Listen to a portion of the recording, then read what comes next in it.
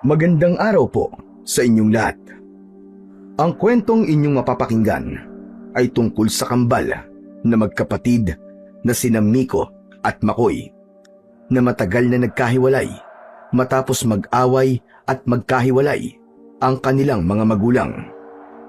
Lumaki silang magkalayo sa magkaibang mundo, sa magkaibang panahon, ngunit isang trahedya ang muling maglalapit sa kanila.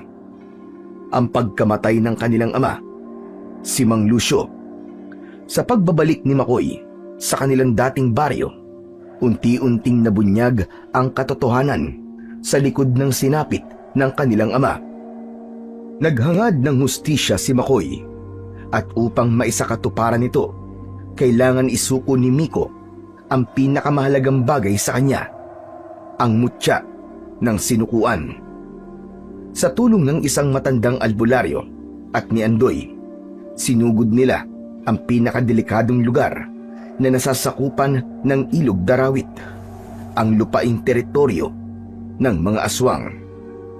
Makakamit kaya nila ang kanilang layunin na puksain ang mga nilalang ng dilim, o muli kayang masusubok ang samahan ng kambal? Isa pong paalala, sadyang binago ng inyong lingkod ang mga pangalan ng mga lugar at ilang tauhan sa kwentong ito upang maprotektahan ang pagkakakilanlan ng mga tunay na taong nasangkot. Anumang pagkakahalintulad sa tunay na buhay ay hindi sinasadya at pawang nagkataon lamang. Ngunit bago po ang lahat, mga idol, huwag po nating kalimutang mag-subscribe at i-hit ang notification bell sa aking YouTube channel na The Voice Addict at Apong Isaac para sa mas marami pang makapigil hiningang kwentong aswang at katatakutan mula sa mundo ng kababalaghan. Umpisahan na po natin ang kwento. Lucio! Tulong! Tulungan niyo kami! Parang awa niyo na! Nakahiga na noon ang mag-amang Lucio at Miko nang marinig ang malakas na sigaw ng isang matandang babae mula sa labas ng kanilang bahay. Mabilis na bumangon si Mang Lucio at agad na dinampot ang punyal na nasa tabi ng kanyang higaan. Matapos niyang makuha ito, dinampot naman niya ang isang lumang kwintas na gawa sa baging na may palamuting isang bato na may kakaibang hugis at kulay. Ito ang kanyang anting-anting na ginagamit niya kapag siya ay nakikipaglaban. Miko, bilisan mong kumilos. Huwag mong kalilimutan ang iyong sandata dahil tiyak, mapapalaban na naman tayo ngayong gabi. Tapos yung mutya na ipinamana ng Lolo Esteban mo, baka makalimutan mo na naman. Nasa akin na po, tay! Handa na po ako! Sa pagsagot ng binata, agad na lumabas ang dalawa para tulungan ang matandang humihingi ng tulong. Nakita nila ito sa kalsada, malapit sa kanilang bahay. Hinang-hina at nanginginig. Paulit-ulit pa rin itong humihingi ng saklolo. Namamagana ang mga mata nito sa kakaiyak. Kapansin-pansin ang mahahabang kalmot sa katawan nito, mga sugat at halos maligo na sa sarili nitong dugo. Maawa na kayo! Tulungan niyo kami! Tulungan niyo kami para awa niyo na! Lola, ano po nangyari sa inyo? Sinugod ng mga aswang ang baryo namin. Wala silang pinatawan. Lahat ay pinatay nila. Ang mga anak at apo ko, wala nang natira. Mga demonyo sila. Ano? Mga aswang po? Oo, ang dami nila. Pinatay nila ang halos lahat ng tao sa baryo namin. Wala silang awa. Dinamay nila ang lahat. Nakakatakot. Masakir. Masakir ang nangyari sa inyo. Pero bakit, Lola? Para gawa niyo na. Tulungan niyo ako. Baka sakaling may buhay pang natira doon. Saka gusto kong mabigyan ng gustisya yung pagkamatay ng mga tao doon. Huwag niyo po munang isipin yan. Tara na po muna sa bahay. Kailangan niyo magpahinga at magamot ang mga sugat niyo. Pero tay, paano po kung totoo yung sinasabi ni Lola? Na baka may natira pa sa baryo nila. Baka kailangan po nila ng tulong. Alam ko yun, anak. Pero hindi rin tayo pwedeng sumugod doon nang walang konkretong plano. Maraming aswang ang kakalabanin natin. Lucio, tama ang sinabi mo. Napakadami talaga nila. Nakakatakot. Huwag na ho kayo matakot. Ligtas na ho kayo dito sa lugar namin. Maaari ko bang malaman kung anong baryo ang tinutukoy nyo? Diyan, sa direksyon Pakanluran, kung saan matatagpuan ang ilog ng Darawit. Darawit? Tama bang narinig ko? Oo, Lucio. Darawit nga. Pero, bakit kayo inatake ng ganong karaming aswang? Meron na naman bang tumuntong o tumawid sa ipinagbabawal na lugar? Wala, Lucio. Wala. Walang nagangahas sa amin na tumawid sa kabila ng ilog. Imposibleng meron dahil alam ng mga tao sa amin na delikado yon at hindi dapat. Saka may bantay doon at alam naming kasumpa-sumpa ang lugar yon. Kung ganun, ano na naman kaya ang dahilan? O siya, tara na po muna sa bahay. Gagamutin ko muna ang mga sugat niyo. Umuwi sila Mang Lucio at Miko, kasama ang matandang babae.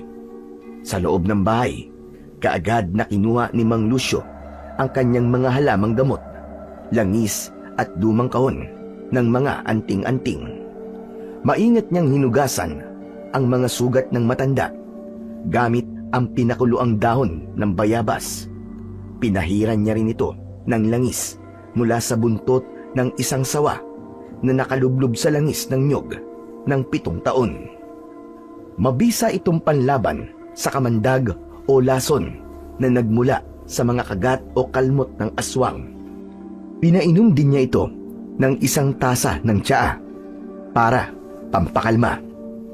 Nang matapos yun, naupo si Mang Lucio sa tabi ng kanyang anak at doon nagsimulang magbukas ng saloobin si Miko. Tay, sandali lang, paano yun? Wala ba tayong gagawin? Hindi madali ito, anak. Ang mga aswang sa kabila ng ilog Darawit, di sila basta aswang lang. Mababangi sila at walang awa kung pumatay.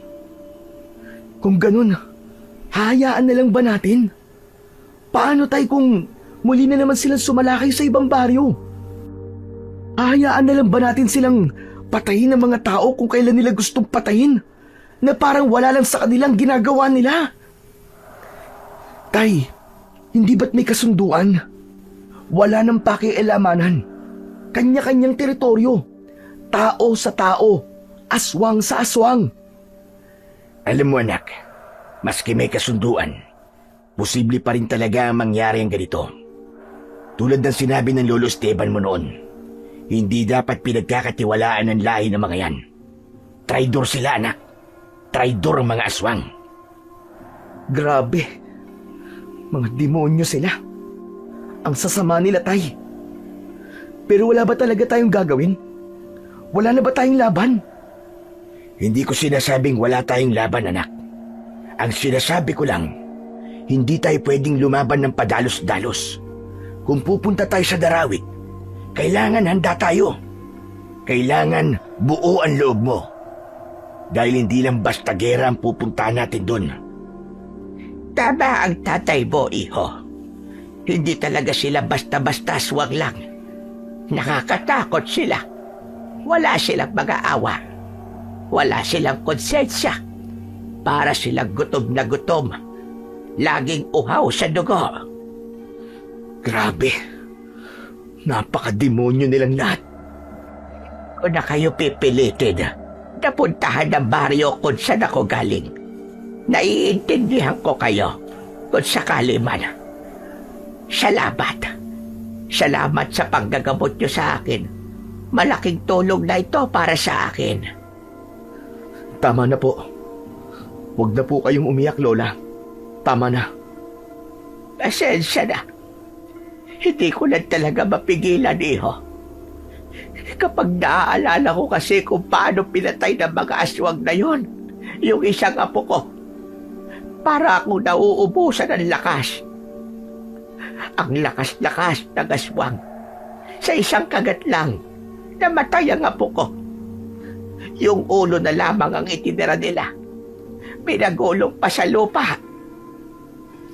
Parehas na hindi nakapagsalita ang dalawa sa sinabi ng matanda. Naawa sila dito. Pagkalipas ng ilang sandali, matapos matiyak na maayos na ang lagay ng matandang babae, lumabas ng bahay ang mag-ama. Bitbit nila ang kanilang mga punyal. Dumiretso sila sa likod ng bahay at doon hinasa ni Mang Lucio ang kanilang mga sandata. Habang abala siya, si Miko naman ay di mapakali. Marami siyang tanong sa kanyang isip na gustong masagot. Maya-maya pa ay hindi na siya nakatiis. Tay, ano po ba talaga ang nangyari sa Ilog Darawit at sa mga baryo na nasasakupan po nito? Napahinto sa paghahasa si Mang Lucio. Saglit siyang tumingin sa anak bago muling ibinalik ang mata sa punyal. Hindi agad ito nakasagot. Parang tinimbang muna niya kung dapat ba niyang sabihin ang mga nangyari noon o mananahimik na lang tulad ng dati. Tay, sabihin niyo sa akin, may alam ka po ba sa tunay na kwento ng Darawit? Gusto mo ba talagang malaman, Miko? Opo, Tay. Gusto ko pong malaman ang totoo. Gusto ko pong maintindihan kung bakit nagkaroon ng hatian sa teritoryo. Huminto na sa paghahasa si Mang Lucio. Dahan-dahan niyang ipinatong ang punyal sa tabi niya. Napabuntong hininga siya. Tila binalikan ng isang alaala na matagal na niyang kinalimutan. Meron talagang hatian, anak. Ang kabilang panig ay para sa tao. At ang kabila naman ng ilog ay para sa mga aswang. Napagkasunduan noon na walang tatawid. Tahimik ang lahat noon hanggang sa may isang pamilyang sumuway. Ano? May sumuway sa kasunduan? Meron. May isang pamilyang dayong naninirahan sa isang baryo na nasasakupan ng Ilog Darawit. Noong una, tahimik at payapa lang ang kanilang pamumuhay. Pangingisda ang trabaho ng lalaki. Tapos po, ano pong nangyari? Isang araw, habang kumakain, nagtanong ang isa sa mga anak kung kailan sila makakatikim muli ng sariwang prutas, gaya ng mangga, papaya, bayabas at iba pa. Sa kasamaang palad, ang mga puno't halaman sa paligid nila ay namatay na at ang iba natutuyo na, kaya walang bunga. Alam ko na yan. Siguro dahil sa hiling ng mga anak niya, kaya siya naganap doon sa kabilang ibayo. Tama ka, anak. Dahil sa kagustuhang mapagbigyan ng kanyang mga anak, tumawid siya ng ilog. Pagdating niya sa kabila, laking tuwa niya nang makitang hitik sa bunga mga puno at halamang naron. Mataba ang lupa at basa, hindi tulad sa lugar niya, natuyot at parang isinumpa ang mga halaman at puno. Agad siyang namitas ng mga prutas doon, kahit hindi niya alam kung sino ang may-ari. Ano pong sunod na nangyari, Tay? Nahuli po ba siya? Oo, anak, nahuli siya. Nakita siya ng may-ari. Pero alam mo bang hindi siya sinaktan? Bagkus, binigyan pa siya ng karagdagang prutas at gulay. Pero kapalit nun, ang isang pangako na hindi na siya uulit at wag na wag nang babalik. Hulaan ko, Tay. Bumalik po siya, no? Tumango si Mang Lucio at nagpatuloy sa kanyang kwento. Ayon dito, ilang araw lang ang nakalipas, bumalik ang lalaki at kasama pa nito ang kanyang buong pamilya. Hindi niya sineryoso ang pangako niya sa may-ari ng lupa. Wala siyang pakialam, basta mapagbigyan lang ang hiling ng kanyang mga anak. Tumawid sila sa kabilang ibayo, namitas ng mga prutas at yung iba ay doon pa kinain sa mismong lupain. Masaya sila at busog na busog. Hindi nila namalayan na mabilis na lumipas ang oras. Inabot sila doon ng dapit hapon at nang babalik na sila sa kabila, laking gulat nila dahil wala na ang kanilang balsa. Inisip nilang baka naano dito sa kung saan. Ibig sabihin po, Tay, doon na sila inabot ng gabi? Nakauwi po ba sila ng ligtas? Mukhang pasaway nga ang lalaking yun. Hindi man lang siya natakot sa banta ng may-ari. Oo, pero di ko rin siya masisisi. Una, wala kasi siyang alam na mga aswang ang naninirahan sa lugar na yon. Wala man lang nakapagsabi sa kanila. Meron siguro, pero baka hindi naniwala. Nagpatuloy si Mang Lucio sa kanyang kwento. Gaya ng sinabi niya, inabutan nga ng gabi ang pamilya sa kabila ng ilog. Malakas ang agos ng tubig, kaya hindi sila makalangoy para tumawid. Nagpasya silang doon na magpalipas ng gabi sa ilalim ng isang malaking puno. Mula alas 7 hanggang alas 11, tahimik pa ang paligid. Tanging mga huni ng kuliglig at iba pang insekto ang maririnig. Tulog ang asawa at mga anak, pero nananatiling gising ang lalaki para magbantay. At pagsapit ng hating gabi, may naramdaman siyang kakaiba. May mga kakaibang tunog siyang narinig, kaya tumayo siya at nagmasid sa paligid. Ilang minuto pa, may narinig siyang parang ungol ng mababangis na hayop. Bumalik sa pamilya niya ang lalaki at ginising ang kanyang asawa at mga anak. Yan na nga ba ang sinasabi ko eh. Bakit ba kasi ang kulit nila eh? Siguro, hindi magiging maganda ang ending nito. Hindi nga anak, tama ka. Kasi may kasalanan sila eh. May batas silang nilabag at kailangan nilang pagbayaran ang kasalanan yun. Ano pong susunod na nangyari, Tay? Bangungot, anak. Isang bangungot. Sinubukan nilang tumakas, pero yung mga aswang nakasunod na sa kanila. Naku, nakakatakot naman. Unang inatake ng mga aswang ang mga anak ng lalaki. Wala silang nagawa laban sa mga matutulis na kuko ng mga halimaw. Isa-isang nasawi ang mga bata. At pagkatapos mapatay, agad silang nilapa. Nang wala nang natira sa mga anak, sunod naman nilang pinatay ang asawa ng lalaki. Kinain talaga yung buong pamilya niya, Tay. Grabe, ang sama-sama naman nila. Hindi naman sapat na kabayaran yun para lang sa ilang piraso ng prutas na kinuha nila. Oo, pero di pa doon nagtatapos. Hindi pa tapos ang bangungot niya. Talaga po? Pagkatapos ng madugong pangyayari, lumapit sa kanya ang pinuno ng mga aswang. Akala niya siya na ang susunod. Ngunit hindi siya pinatay ng mga aswang. May tradisyon kasi ang mga ito na kapag may mga ginawa silang pagpatay, nag-iiwan sila ng isang buhay. Pinalaya nilang lalaki at hinayaang mabuhay sa takot, sa sakit at panghihinayang. Kawawa naman talaga siya. Kaya lang, kung sana nakinig siya nung una, hindi sana mangyari ang bagay na yun. Pero, mga demonyo talaga sila. Wala ba silang konsensya? Bakit po kayo tumatawa, Tay? Pasensya ka na, anak. Pero mukhang di mo pa nga kabisado ang mga aswang. Po? Ang mga aswang ay hindi tao. Hindi sila katulad natin na may puso at konsensya. Para kasi sa kanila, ang lupain nila ay sagrado. At ang sino mang lalabag ay may katumbas na kaparusahan. Pero tama ka. Mali na buhay ang naging kapalit ng pagkakasalang yon.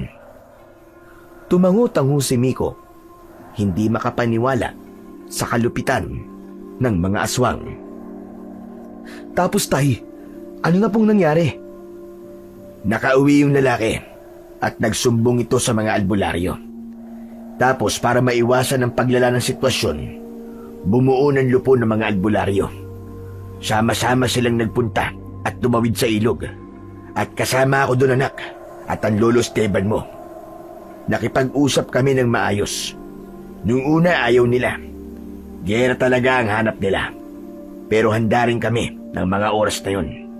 Pinakita namin na mas malakas kami kaysa sa kanila. Kaya nagpatuloy ang usapan. Astig ah! Hindi talaga kayo nagpatalo? Ganun talaga, anak. Kailangan sa ganung usapan, dapat may tapang ka. Talo ka kapag mahina ang loob mo. Sa bagay, kailangan talaga ng tapang para hindi ka maapi. Pero nung nangyari sa pag-uusap ng mga albularyo at ng mga aswang, tay, doon namin nalaman yung totoong dahilan kung bakit gano'n na lang sila kabrutal gumante. ibig sabihin, di lang talaga to tungkol sa mga prutas? Tama ka, anak. Hindi lang to tungkol sa mga prutas. Dahil ang totoo niyan, maraming kulang sa kwento ng lalaki. Yun lang pabor sa kanya ang sinabi niya sa amin. Nung nakausap namin yung may-ari ng lupain, sinabi nitong may mas malalim na dahilan. Pinaslang ng lalaki ang asawa niya. Nung unang beses na napadpad dito sa lugar nila, saka lang nila nalaman yun nang makaalis na ang lalaki. Diyos ko, totoo ba yan? Bakit niya pinatay? Yung babaeng unang nakakita sa kanya, nagkaroon sila ng komprontasyon. At dahil di raw pumayag ang babae na pagnakawan sila, sinaktan niya to hanggang sa mapatay. Ang sama rin pala niya. Hindi lang basta nagnakaw, nakapatay pa. Kaya nga eh. Pero yung gusot na yon, naayos na namin eh. Nagkaroon kami ng mas pinatibay na kasunduan na wala nang tatawid ulit sa lugar nila. Simula nun, mas naging malinaw ang hangganan. Respeto sa teritoryo ang naging susi para matapos na ang gulo. Mabuti po at pumayag sila ng ganong kadali. Wala naman silang magagawa eh. Malilipol sila kung di sila susunod. Sabi ko nga, mas malakas ang puwersa ng mga albularyo. Saka, takot sila sa lolo mo dahil nasa kanya ang isa sa pinakamalakas na mutya laban sa mga aswang. Tay, sa palagay niyo po, bakit po sila sumasalakay ulit? May tumawid na naman po kaya? Posible yan, anak. Pero ang pinag-aalala ko, baka ang isang dahilan kaya sila sumasalakay at pumapatay dahil patay na karamihan sa mga albularyong kausap nila. Baka nalaman nilang patay na ang lolo Esteban mo. Ngayon sila nang tumatawid sa ilog para pumatay. Sa tingin niyo po, yan talaga ang dahilan, tay? Hindi ko alam, anak. Yun lang ang hinala ko.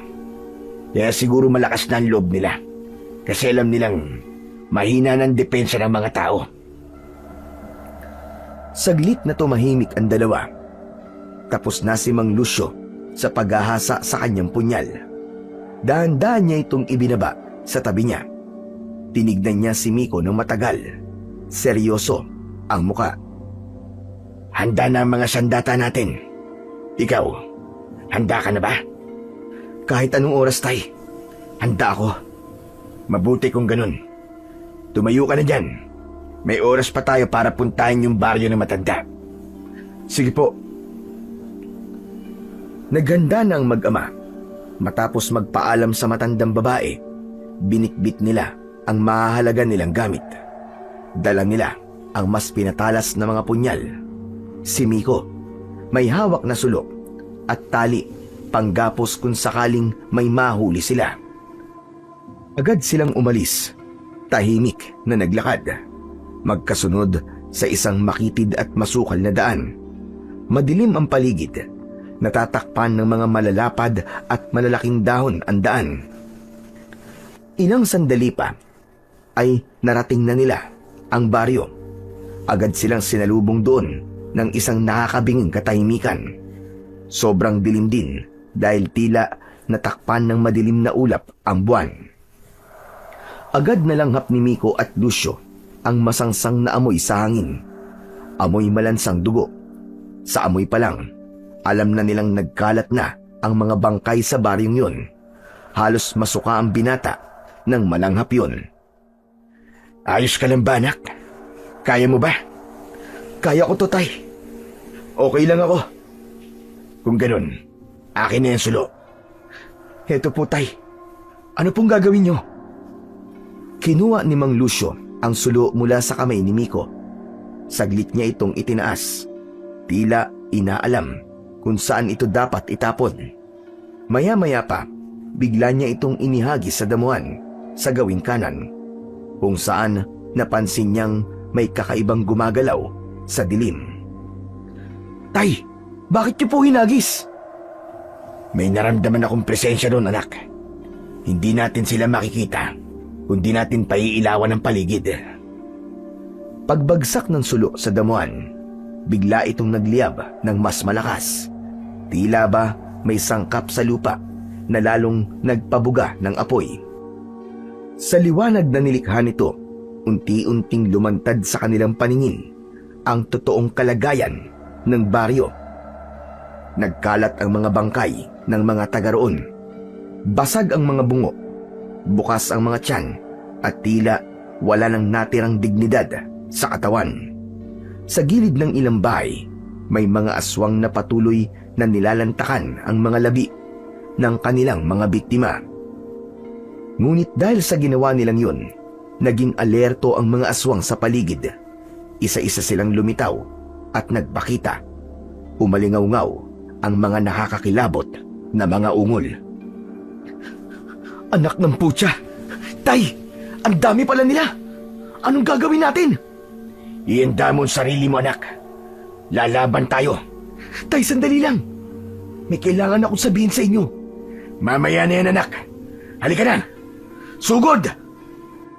Hindi na nga natapos ni Miko ang sasabihin niya sa kanyang ama. Naging mabilis ang mga pangyayari. Sumugod palapit ang mga aswang sa kanya. Natakot si Miko. Nanginig ang kanyang katawan. Kabado siya, pero nilabanan ito ni Miko. Hinugot niya ang kanyang punyal mula sa kanyang bewang. Halos sabay-sabay na umatake sa kanya ang mga aswang. Mabilis siyang umilag pakanan, sabay saksak sa tagiliran ng isang nilalang. Umalingaw-ngaw ang isang nakakabinging hiyaw. Umuusok ang sugat ng halimaw na parabang sinusunog ng pilak ang laman nito. Bago pa man ito makabawi, isang saksak pa sa leeg at gumulong na ang katawan ng unang aswang sa putikan. Lumapit ang isa pa, mas mabilis, mas malaki. Dinamba siya nito, pero dumapa si Miko at gumulong sa lupa. Nagmamadali siyang tumayo, saka muling humarap sa kaaway. Lumipad ang kanyang punyal sa ere. Isang matalim na saksak ang ginawa niya. Napaatras ang halimaw, ngunit hindi ito agad bumagsak. Napahiyaw ito sa galit at sinugod siya uli. Anak! Atras ka! Agad na sinalubong ng matandang lalaki ang aswang at sinaksak ito sa dibdib. Patay ang aswang. Salamat, Tay. Huwag kang papakampante, anak. Kailangan mong gamitin ang lahat na natutunan mo sa lolo mo. Opo, Tay. Sa puntong yun ay mas naging madugo at mabangis ang labanan. Isa sa mga aswang ang lumipad sa ere at bumagsak malapit kay Miko. Kinagat niya ito sa braso. Ah! Aray! Bitiwan mo ang braso ko! Hayop ka! Para maalis ang bibig ng aswang, pinagsasasaksak niya ang batok nito. Sunod-sunod hanggang sa mangisay ito at tuluyang mamatay. Duguan si Miko, hinihingal at halos mawalan na ng lakas. Miko, anak! Sa likod mo! Bago pa siya makalingon, bumagsak ang aswang na papaslang sana sa kanya. Nakabaon ng punyal ng kanyang ama sa ulo ng aswang. Ayos ka lang ba, Miko? Opo, tay. Salamat. Kundi po dahil sa inyo eh. Huwag ka magpasalamat. Hindi pa tapos ito, anak. Simula pa lang to. Kaya mag-focus ka. Gamitin mo umutya ng sinukuan. Huwag ka magpapakampante, anak. Opo, tay. Huwag kang matakot. Dahil nasa iyo ang pinakamalakas na mutya. Tay! Tay! Ano nangyari? Nagulantang si Miko nang marinig ang huling reaksyon ng kanyang ama at sa pagkakataong yun, naalis ang maitim na ulap na tumatakip sa maliwanag na buwan. Mas lumiwanag na ang paligid ngayon. Sa gilid ng tiyan nito, nakabaon ang matalim na kuko ng aswang. Pagkaraan ng mabilis na sandali, sumuka na ito ng dugo habang unti-unting napapaluhod sa lupa. Miko, tulungan mo ako. Gamitin mo ang gintong mutya na nasa iyo. Pagalingin mo ako, anak. Nagmamakaawa ako. Tay! Tay! Mabilis na lumapit si Miko. Sinapo ang katawan ng ama. Himala namang tumigil sa pag-atake ang mga aswang. Pinanood lang sila. Yung mutya ng lolo mo, anak. Pagalingin mo ako. Bilisan mo. Hindi po pwede, tay. Bakit, anak? Bakit? Pasensya na po. Pero wala po akong kakayahang magawa yun, tay. Hindi ko po talaga alam kung paano gamitin ang mutyang to. Anong ibig mo sabihin, anak? Ilang taong kang nagsanay at... Dahil hindi naman po talaga ako ang dapat na magmay-ari ng mutyang to. Nagkamali lang po si Lolo Esteban. Paano nagkamali? Paano magkakamali ang pinakamagaling na albularyo nun? Anak, ipaintindi mo nga sa akin. Hindi po ako dapat na may hawak nito. Hindi po dapat ako may tangan ng gintong mutya na ito, tay. Si Makoy po. Si Makoy po ang dapat na tagapagmana nito at hindi ako. Si Makoy? Pero bakit? Paano nangyari yon? Ikaw ang madalas na kasama ni Lolo Esteban mo, di ba? Ikaw ang pinili. Ikaw ang pinagkatiwalaan. Pinagkatiwalaan po ako ni Lolo. Pero ayaw po sa akin ng mutya, tay. Si Makoy po. Siya ang totoong tagapagmana ng mutya. Ano? Paano nangyari yun? Walang sagot si Miko. Sa halip, dahan-dahan niyang inilabas mula sa kanyang damit ang mutyang itinatago niya. Hinubad niya ito at iniabot sa kanyang ama. Sa pagkakabuyangyang ng mutya, natigilan si Mang Lucio. Kulay ginto pa rin naman ang mutya. Subalit tila walang buhay. Wala rin itong ipinakitang liwanag. Para itong isang patay na mutya. Kung ganun, wala na. Hanggang dito na lang ako, anak. Mukhang dito na nagtatapos ang buhay ko. At ang mission ko bilang isang albularyo. Tay, patawarin mo ako. Hindi ko gusto to, tay. Patawad! Hindi na natapos ni Miko ang sasabihin. Itinaas ng kanyang ama ang kamay nito at marahang itinapat sa pisngi ng kanyang ama para pigilan siya. Nanginginig at nanlalamig na ang mga kamay nito. At matapos sa pisngi, bumaba ito sa kamay ni Miko. Wala kang kasalanan, anak. Hindi ka nagkamali, Miko. Umubo si Mang Lucio. May kasamang dugo ang kanyang laway. Pilit pa rin siyang nagsalita kahit bakas sa boses ang sakit at hirap. Magaling ka. May mutya man o wala. Nakita ko, anak. Kaya akuin mo ulit ang mutya. Itago mo. Napapikit si Mang Lucio. Saglit na nagpahinga. Tila sinusubukang ipunin ang huling lakas. Dahan-dahang humigpit ang hawak niya. sa kamay ng anak. Patawad, anak. Sa inay mo, pakisabi, mahal na mahal ko siya. Kay Makoy, pakisabi, Tay, wag, nakikiusap ako. Huwag kayong magsalita ng ganyan, Tay. Na parang namamaalam na kayo. Hindi ko po kaya, Tay. Huwag niyo po akong iiwan. Ilang saglit pa, tuluyan na ngang binawian ng buhay si Mang Lucio. Nagkaroon ng katahimikan at ang tanging maririnig sa paligid ay ang pag-iyak ni Miko.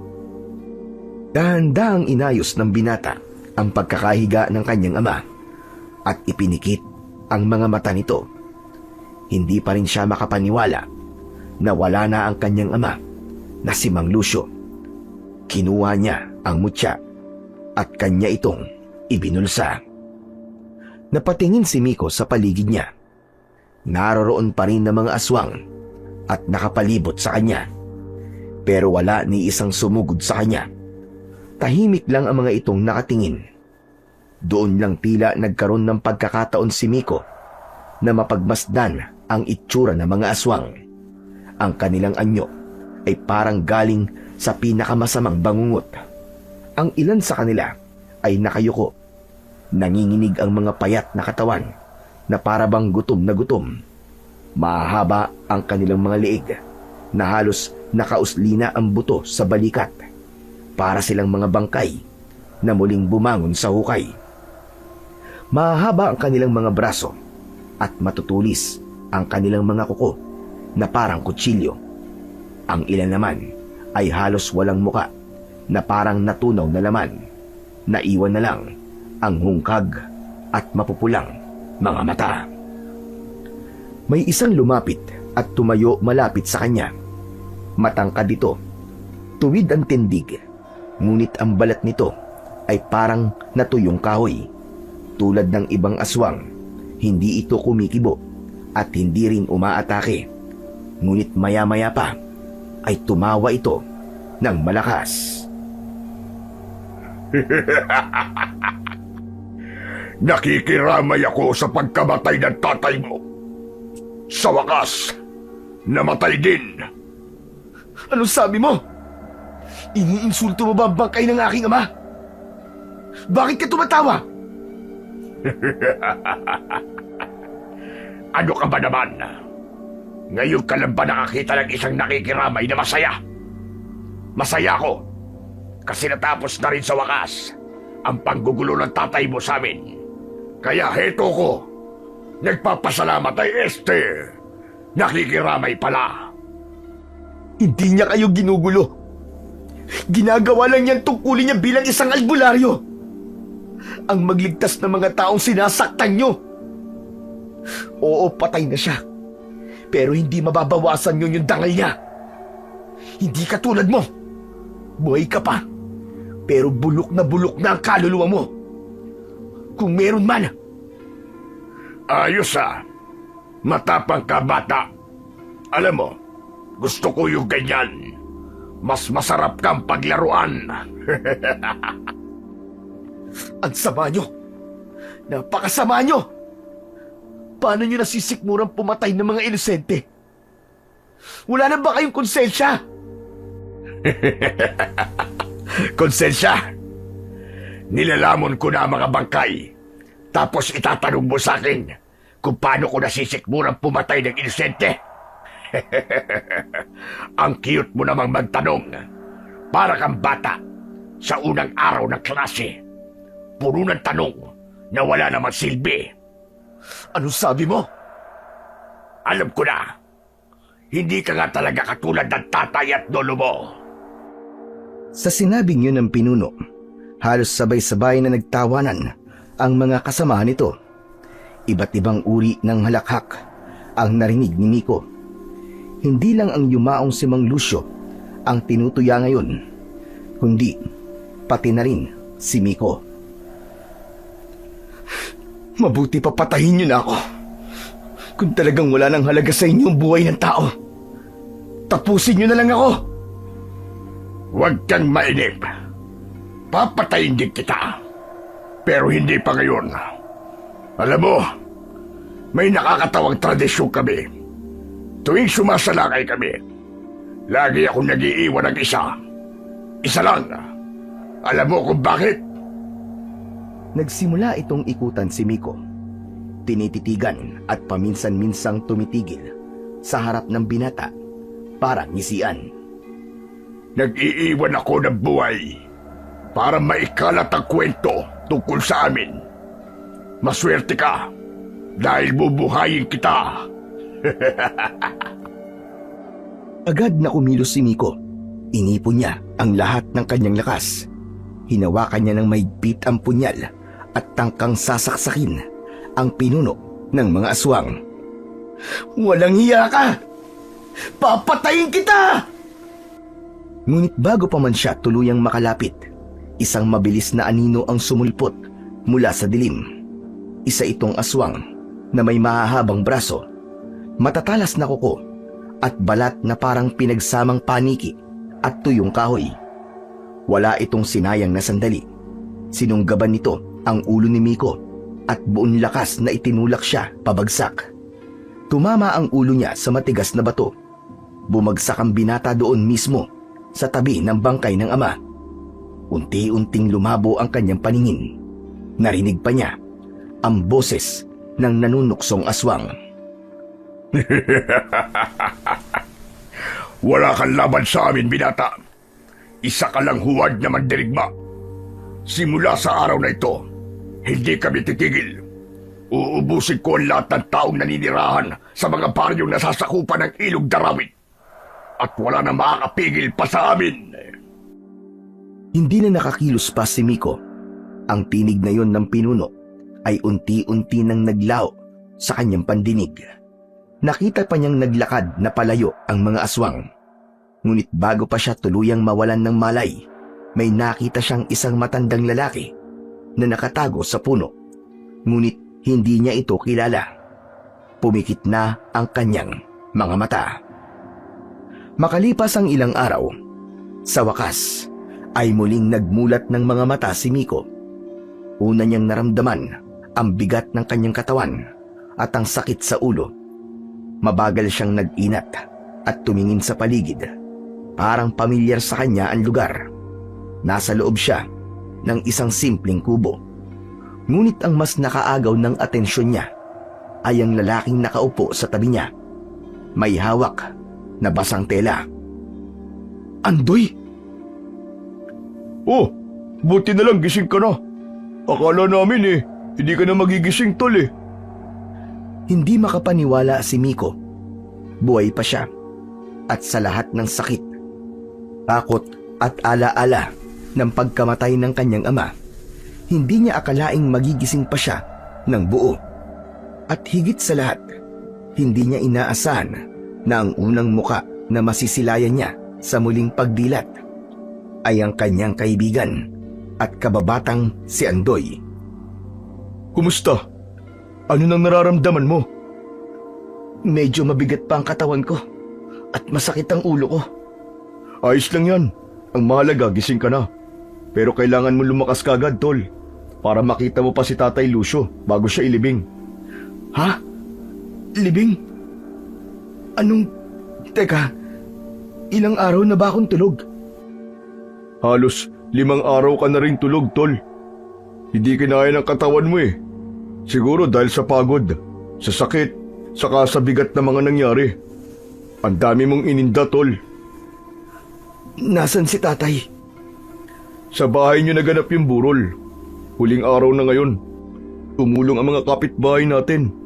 Alam na namin lahat na nangyari kasi sinabi ng matandang babae sa amin kung ano ang ginawa niyo. Biglang nalungkot ang mukha ni Miko. Muling nagbadya ang pagtulo ng kanyang mga luwa. Wala na talaga si tatay.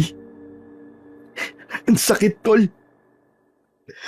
Parang kasing ang bilis. Parang kahapon lang kasama ko pa siya. Oo nga ang bilis ng mga pangyayari. Pero kailangan mo lumabas kahit saglit lang. Bigyan mo ng respeto si Tatay Lucio. Alam kong kahit papano, gusto mo siyang makasama sa huling sandali. Siyempre, tol, gusto ko siyang makasama. Pero, nasan ba ako? Andito ka sa bahay namin, tol. Paano niyo ako nakuha? Nung malaman namin na sumugod kayo sa isang baryo na nasasakupan ng Ilog Darawit, sumunod kagad kami doon nang sumikat ang araw. At doon na nga namin kayo nakita. Kung ganun, salamat, Andoy. Walang anuman, tol. Kaya mo na bang maglakad? Aalalayan na lang kita para makauwi ka sa inyo. Kaya ko naman siguro, tol. Nangihina lang talaga ako. Parang wala akong lakas. Normal lang yan. Ilang araw kang walang kain walang galaw. O siya, tara na. Dahan-dahan lang tayo. Salamat, tol. Kung wala ka siguro, baka di ko kinaya lahat to. Wala yun. Tara na. Puntahan na natin ang tatay mo. Tara. Dahan-dahang inilalayan ni Andoy si Miko palabas. Mahina pa rin ang kanyang katawan. Nanginginig ang tuhod sa bawat paghakbang, pero pilit niyang kinakaya para lang makita sa huling pagkakataon ang kanyang ama. Pagdating nila sa tapat ng bahay, humigpit ang kapit ni Miko sa balikat ng kanyang kaibigang si Andoy.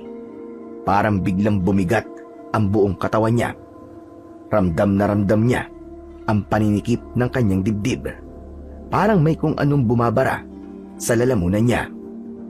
Hindi siya umiiyak ng malakas, pero kusa na lamang tumulo ang luha sa kanyang mga mata nang makita niya ang kabaong na nasa loob ng kanilang bahay. Parang huminto ang oras ni Miko, lalo na nang makalapit siya at makita ang labi ng kanyang ama. Hindi niya napigilang mapaluhod sa tabi ng kabaong. Hawak-hawak niya ang gilid nito habang nakayuko at saka siya napahagulgol. Tay, patawarin niyo ako. Kung di ko kayo nailigtas. Mahal ko kayo, Tay. Mahal ko kayo. Napatingin si Andoy sa kanya, pero wala na ring nasabi. Alam niyang wala siyang pwedeng sabihin para mabawasan ang sakit na nararamdaman ng kaibigan. Kaya imbis na magsalita, marahan niyang tinapik si Miko sa balikat at nanatiling nasa tabi lang nito. Huwag kayong mag-alala, Tay. Gagantihan ko sila. Babalikan ko yung mga aswang na pumatay sa inyo. Hindi man ako yung albularyong inaasahan yung magiging ako. Pero pinapangako ko, sa mga kamay ko sila mawawala. Wala man akong mutya o kung anong kapangyarihan, pero ipaparamdam ko sa kanila kung gaano kasakit mawalan, kung gaano kasakit yung ginawa nila. Pangako yan, Tay. Pagkasabi nun, tumahimik ang paligid.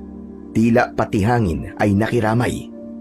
Dahan-dahang dumampi sa kanyang muka na noon ay basang-basa pa rin ng luha. Kinabukasan, libing na ng kanyang ama. Dinala na sa sementeryo si Mang Lucio.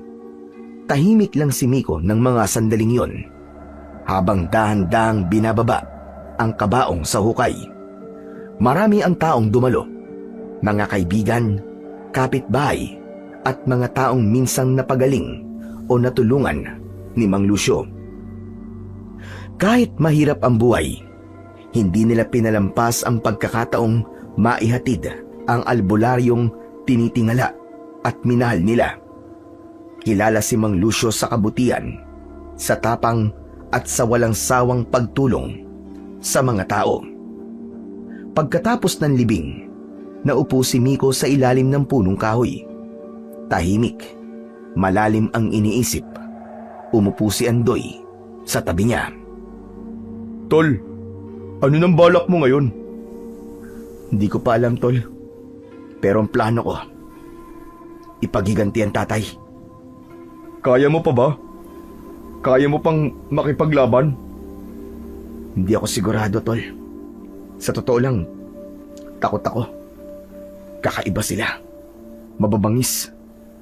Pero kung walang maninindigan, kung walang lalaban, uubusin nila tayo. Hindi daw sila titigil. Sinabi nila yun? Oo. Lahat papatayin nila. Wala silang ititira. Kung ganun, kailangan natin silang pigilan. Sasamahan kita, tol. Salamat, Andoy. Pero, parang nag-aalala ako, Miko. Bakit naman? Di ba, may mga anting-anting na kayo at mga sandata pero natalo pa rin nila si Tatay Lucio. Ikaw, wala kang nagawa, di ba? Kakayanin ba natin dalawa? Nang marinig ni Miko ang sinabi ng kaibigan niyang si Andoy, nagkaroon siya ulit ng pagdududa sa kanyang sarili. Nalito siya. Alam niyang may punto ang kaibigan niya. Nalungkot siya sa katotohanang sinabi nito. Naisip niyang bigla na baka nga hindi sapat ang mga mutya o anting-anting lang o mga sandata. Dahil malalakas ang mga ito at mapaminsala. Habang iniisip ang sinabi ni Andoy, ramdam niya ang sakit at pagsisisi. Tila siya nawalan ng pag-asa. Nagpatuloy siya sa pag-iisip.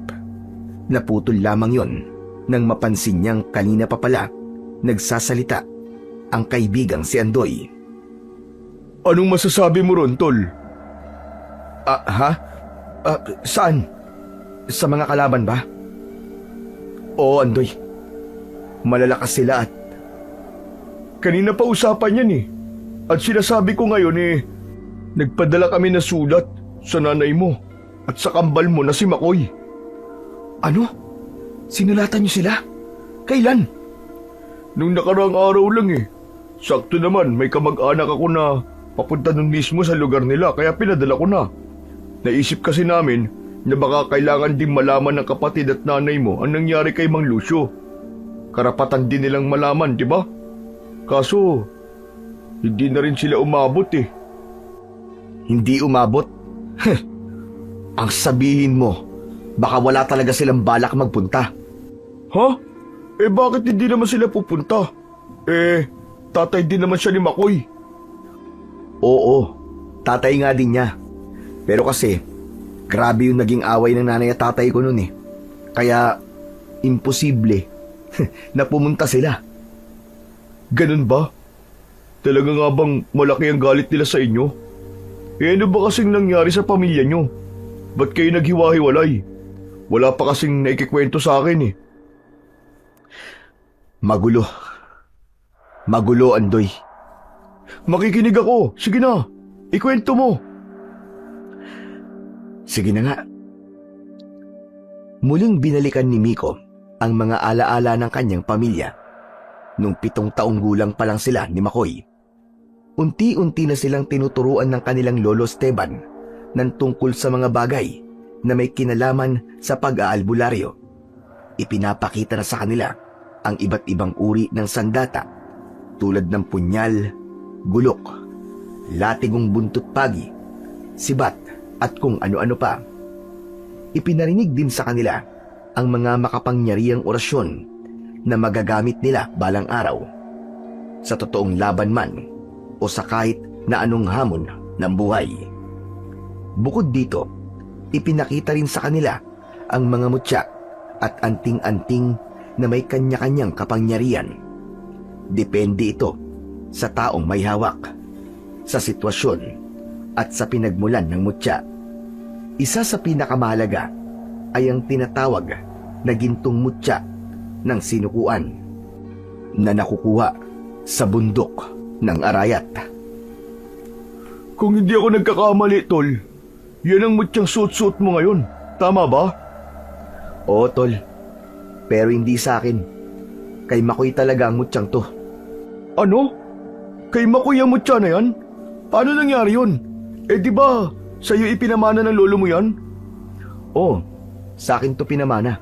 Kasi akala niya may kakayahan ako magtanga ng mutya. Nilinlang namin siya ni Makoy. Ano ka mo? Nilinlang nyo? Paano mo naman nasabi? Muling nagpatuloy si Miko sa pagsasalaysay. tunay ang sinabi nitong siya ang pinakaaktibo noon sa tuwing nagtuturo ang kanilang lolo Esteban.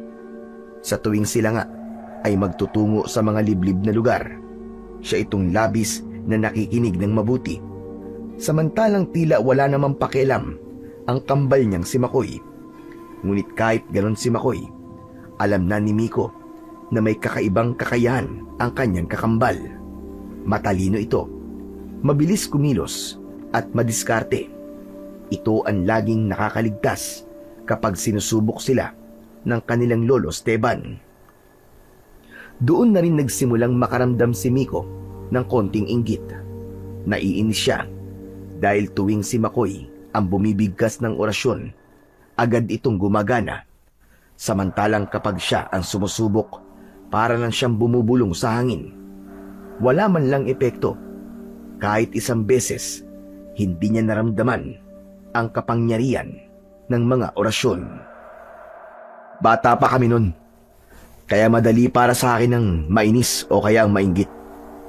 Naiinis ako kasi, alam mo yun, yung ako yung tutok na tutok sa pag-aaral, tapos si Makoy wala lang.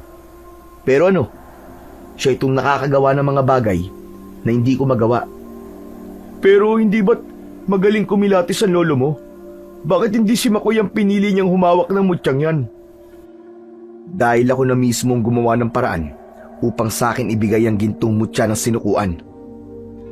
Binalikan ni Miko ang nakaraan. Ang unang pagkakataong ipinagkaluno niya ang kakambal na si Makoy. Isang gabi, ipinadala silang dalawa ni Lolo Esteban sa isang madilim at nakakatakot na kagubatan. Iniwan sila roon na ang tanging dala ay maliit na punyal at ang mga kaalamang natutunan nila tungkol sa orasyon. Ginawa ito bilang pagsubok kung karapat dapat ba silang gumanap sa tungkulin at kung sino ang nararapat magmana ng makapangyarihang mutya. Magkasabay nilang tinaak ang kagubatan, ngunit sa mga oras na yon, may lihim ng balak si Miko, ang saktan o tuluyang alisin sa daan ang kakambal na lagi na lang humahadlang sa matagal na niyang hinahangad, ang maging tagapagmana ng pinakamalakas na mutya ng sinukuan. Talaga? Naisip mo mga bagay na yon? Ang bata mo pa nun ah. Oo, naisip ko yun kasi nilalamon na ako ng inggit sa kakambal ko. Anong ginawa mo? Sinaksak ko sa tiyan.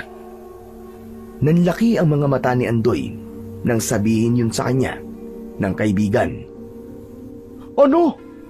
Sinaksak mo ang kapatid mo? Mabutit di mo siya napatay. Kaya nga eh. Mabuti di masyadong malalim ang pagkakasaksak ko. Nung nakita ko na siyang duguan, umuwi na kami.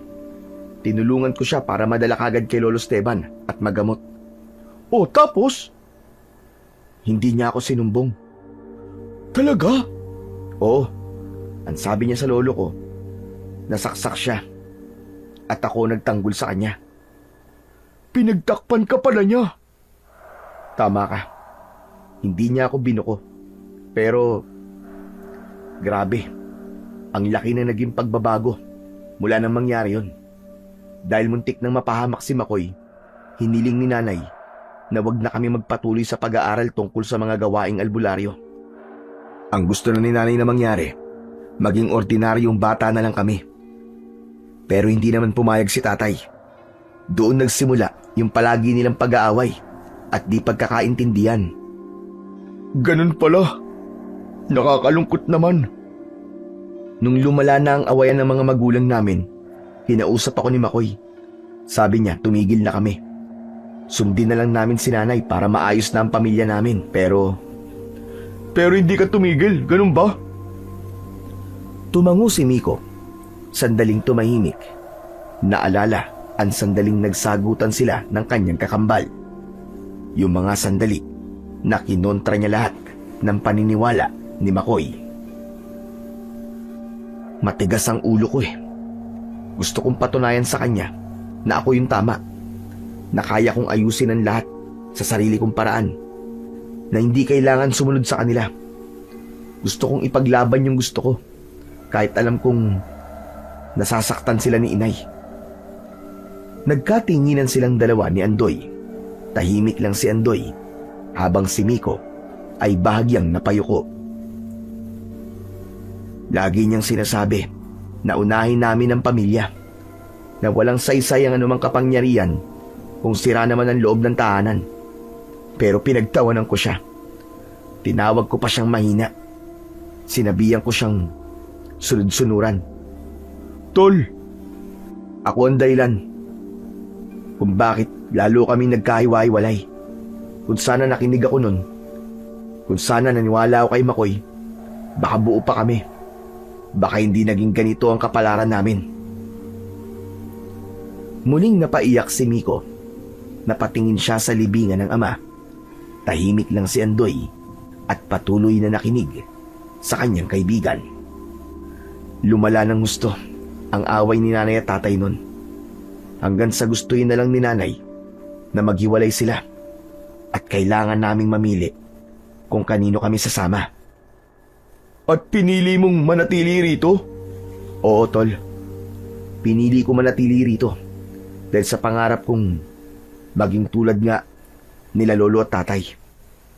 Pero kung noon ko pa sana nalaman na hindi naman talaga ako magiging katulad nila, sana pinakinggan ko na lang nun si Makoy.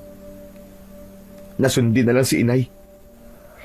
Ewan ko ba kung bakit naman kasi naniwala ako dun sa hindi pwedeng maputol ang gawain ng angkan namin. Ngayon, nasan ako? Ano ba nagawa ko? Wala naman ako napatunayan, di ba? Wala na. Putol na rin naman. Dahil wala naman talaga akong kwenta. Mabutit alam mo. Halos sabay na napalingon ang dalawa sa kanilang likuran nang may biglang nagsalita. Nakita nilang dalawa ang isang lalaki na kamukhang kamuka ni Miko. Ngunit may konti nga lang na pagkakaiba. Ang lalaking ito ay mas maayos ang pananamit at nakasuot ng malinis na polo at maong na pantalon.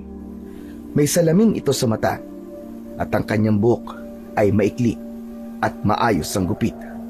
Kabaligtaran ng kay Miko na nakatali ang medyo magulong buhok. Sa unang tingin pa lang, halata na kagad ang pagiging mahinahon at disente ng bagong dating. Makoy? Ikaw na ba talaga yan, Makoy? Grabe, ang gwapo mo na. Kung di ka lang medyo hawig dito sa kakambal mo di na kita makikilala Para kang artista. Napatingin si Makoy kay Andoy, ngunit nanatili ang seryoso nitong muka. Malalim kung tumitig. Pwede ba kaming mag-usap ni Miko sandali? Oo, walang problema. Sige, usap na kayo. Doon na muna ako. Nang makaalis si Andoy, mabilis na tumayo si Miko at nilapitan ang kanyang kakambal na si Makoy. Tinangka niya itong yakapin, pero umiwas naman ang isa dahil napahiya na tahimik ang binata at muling napaatras. Anong nangyari, Miko? Bakit namatay ang tatay? Malalakas sa mga aswang na nakalaban namin. Hindi namin parehas na inaasahan yun. Hindi ko akalaing mamamatay doon ang tatay. Ano ka mo? Hindi mo akalain? Paano hindi? Di ba't alam mo naman posible talagang mangyari yun? Delikado ang ginagawa nyo. Alam mo yun. Bakit hindi mo man lang pinigilan ang tatay? Pinigilan? Sa palagi mo ba magpapapigil siya? May taong nangangailangan ng tulong sa amin. Umasa kami na may maililigtas pang biktima. Pero wala kang nagawa. Hindi ba't hawak mo mutya ng sinukuan? Bakit di mo siya ginamot? Hindi gumagana ang mutya sa akin. Ano? Paanong? Walang kapangyarihan ng mutya sa akin. Matagal na itong patay sa pangangalaga ko. Walang kapangyarihan sa iyong mutya? Pero bakit? Dahil hindi akong tunay na karapat-dapat na magtangan ito. Hindi akong totoong pinili. Pinilit ko lang ang sarili ko. Pinaniwala na kaya ko. Na ako ang dapat. Pero hindi pala. Hindi talaga ako ang para doon. Matagal mo na palang alam. Pero nung ginawa mo, pinili mo pa rin yung ganyan. Ilang beses ko na sinabi sa'yo noon na itigil na natin, di ba? Pero matigas ang ulo mo eh. Kung nakinig ka lang sana sa akin, hindi sana buhay pa silang dalawa. Teka, anong sinabi mo? Bakit, Makoy? Ano nangyari kay nanay? Nasaan siya? Matagal nang patay si nanay. Siguro 2 taon na mula nang umalis kami rito. Namatay siya dahil sa depresyon. Bakit di namin nalaman? Bakit hindi niyo ipinalam sa amin ni tatay? Ganun na ba talaga katindi ang galit niyo sa amin, ha? Bata pa ako noon. Anong alam ko? Sa palagay mo ba, kaya ko magpadala ng sulat? Saka para ano pa? Hindi ba't ikaw naman na may kasalanan kung bakit naghiwalay ang mga magulang natin? Kung hindi ka sana nag-ambisyon na maging albularyo katulad ni Lolo Esteban at ni Tatay, sana di sila nag-away. Alam mo ba kung ano naging hirap ni nanay, ha? Lagi siyang umiiyak. Lagi kanyang hinahanap. Nang bitiwan ni Makoy ang mga salitang yon, napayuko si Miko at muling napahagulgol. Hindi niya alam na ganun na nangyari sa kanyang ina. Dahil ang alam niya, naging masarap ang buhay ni Makoy at ng nanay nila. Patawarin mo ako, Makoy. Kung kaya ko lang ibalik ang panahon, kung kaya ko lang burahin lahat ng sakit na naidulot ko, gagawin ko. Ilang saglit na hindi nakapagsalita si Miko. Tahimik din si Makoy. Nakatingin lang siya sa kanyang kapatid. Unti-unti, ang matigas niyang muka ay naging malambot. Nilapitan niya si Miko at hinawakan ang nanginginig nitong balikat. Matagal ako nagtanim ng sama ng loob sa iyo, Miko. Matagal ko ring pinlano sa isip ko na suntukin ka, tadyakan o gulpihin. Napatingin si Miko kay Makoy. Basang-basa ng luha ang kanyang muka. Pulang-pula ang mga mata. Sige lang, Makoy. Kung kailangan mo akong suntukin, gawin mo. Kung makakatulong ba yun para gumaan ang loob mo, tatanggapin ko. Sige, suntukin mo ako. Gulpihin mo ako. Umiling si Makoy. Nilapitan niya si Miko. Tinapik ang balikat nito. Mahina sa una, hanggang sa tuluyang niyakap ang kanyang kakambal. Hindi na yun ang kailangan ko. Ayoko na ng gulo. Matagal na akong pagod sa galit, sa sama ng loob. Ang kailangan ko ngayon, ikaw, Tol. Totoo ba? Oo. Gusto ko na magkaayos tayong dalawa. Wala na tayong mga magulang. Tayo na lang ang meron sa isa't isa. Niyakap ni Miko si Makoy. Hindi siya makapaniwalang magkakaayos pa silang dalawang magkapatid. Salamat, Makoy, ha? Salamat talaga. Salamat. O, Tana. Huwag ka nang umiyak. Matatanda na tayo para dyan. Siya nga pala. Gusto kong malaman ng lahat ng detalye. Kung paano at bakit nangyari ang lahat ng to.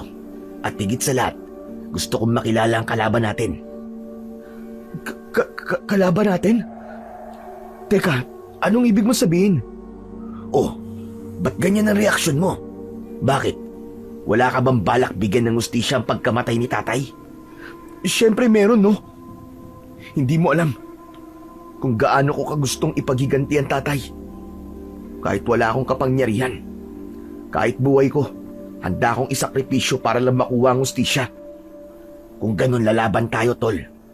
Sasamahan kita. Talaga? Oo. Simula ngayon, hindi mo na kailangang harapin lahat mag-isa. Magkasama tayong lalaban para kay tatay. Para kay nanay. At para sa lahat ng mga inosenteng nadamay sa kasakiman ng mga halimaw na yon. Dahil sa narinig, muling nabuo ang determinasyon sa mga mata ni Miko. Tumango siya sabay punas ng luha gamit ang likod ng kanyang kamay.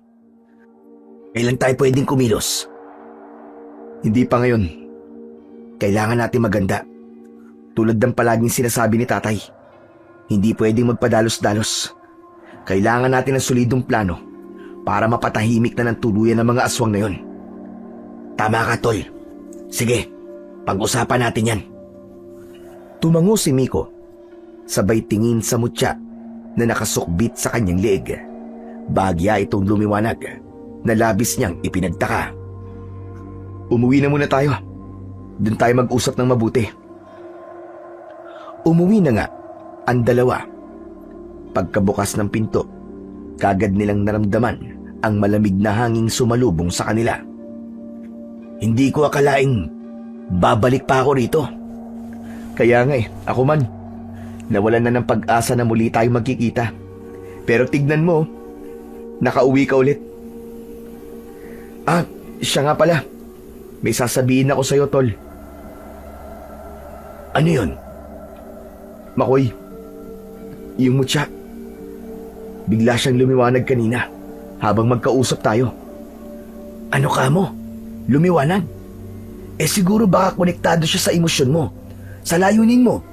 Baka nagising siya kasi kasama mo na ako. Hindi. Alam mo, naalala ko bigla yung sinabi ni Lolo Esteban. Sabi niya sa akin, ang mutya raw ay parang may sariling buhay at may sariling damdamin. Parang isang hayop na tapat lang sa tunay na tagapagmana. Anong ibig mong sabihin, Tol?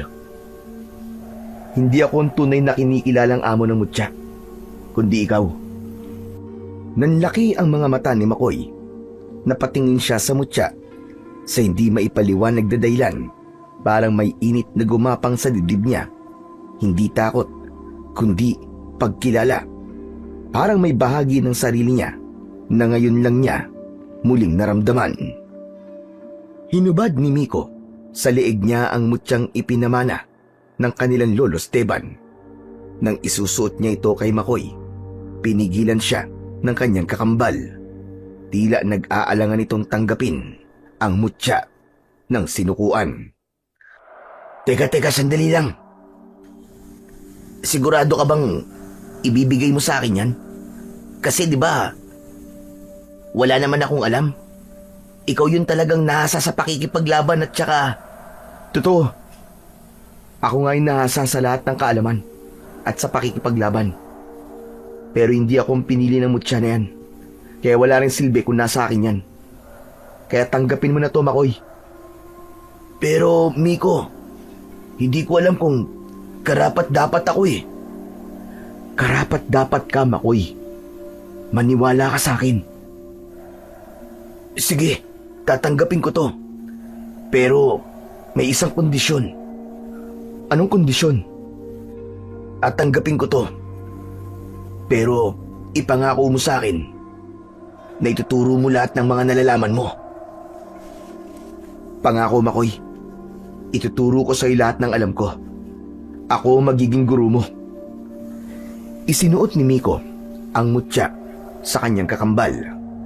Sa sandaling maglapat ang mutya at ang dibdib ni Makoy, nakaramdam siya ng banayad na paggapang ng kuryente sa kanyang katawan. Nagliwanag din ito ng bagya. Teka, anong nangyayari? Ba't ganun? Parang may kuryente. Yan. Ang ibig sabihin yan, tinatanggap ka talaga ng mutya. Tignan mo, parang nagpapakitang gilas pa sa'yo. Ang sigla ng kulay niya. Hindi tulad pag nasa akin. Oo nga no. Pero Miko, ayos ka lang ba talaga? Ayos na ayos lang ako. Ano ka ba? Sa'yo talaga yan eh. Saka, hindi na tayo bata no, para mag-inggitan. Nagbago na ako, Makoy. Hindi na ako tulad ng dati. Mabuti naman kung ganun, Tol. Inanggal ni Makoy ang salamin na nakasuot sa kanyang mata. Aba, kakaiba talaga ang bagay na to ah. Pinalinaw niya rin ang mga mata ko. Ikaw nga talaga ang tagapagmana, Makoy. Masaya ako kasi sa wakas, magkakaroon na ulit ng saysay ang pamana ni Lolo. Tama siya. Tulad ng sinabi niya sa akin nun, ang mutya ay kayang magbigay ng kakaibang kapangyarihan at kakayahan sa taong tagapangalaga nito. Masaya ang magkapatid sa nangyari.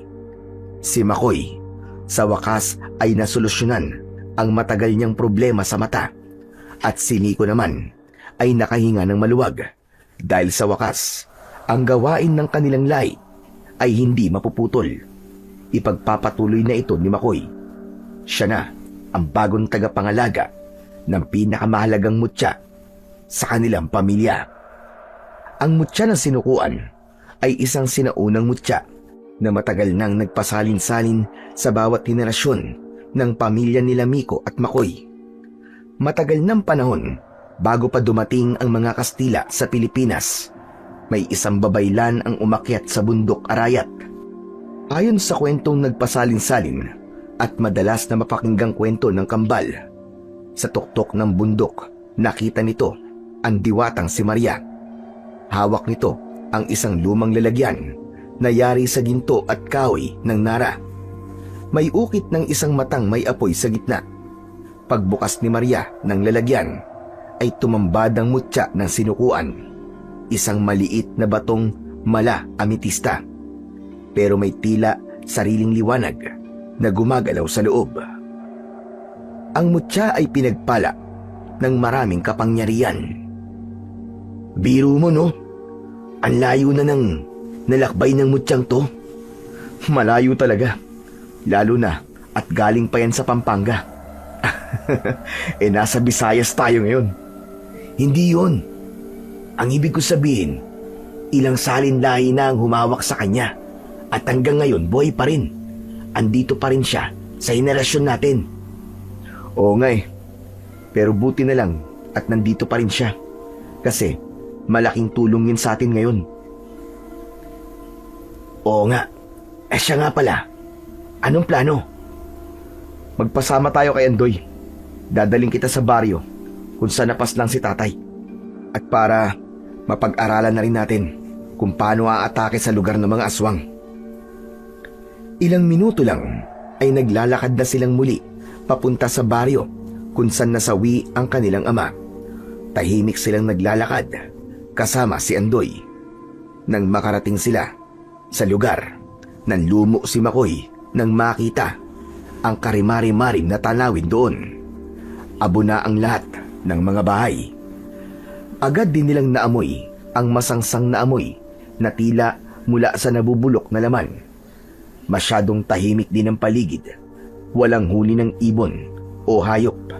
Tanging lagaslas lang ng ilog ang maririnig. Nagkalat din ang mga buto ng tao. Parang sinimot ng mga aswang ang laman. May mga bungo, panga, tadyang at mga braso at paa na halos pira-piraso na. May ilan na nakadikit pa.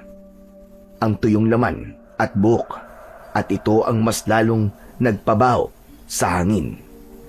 Diyos ko! Grabe naman ang nangyari dito!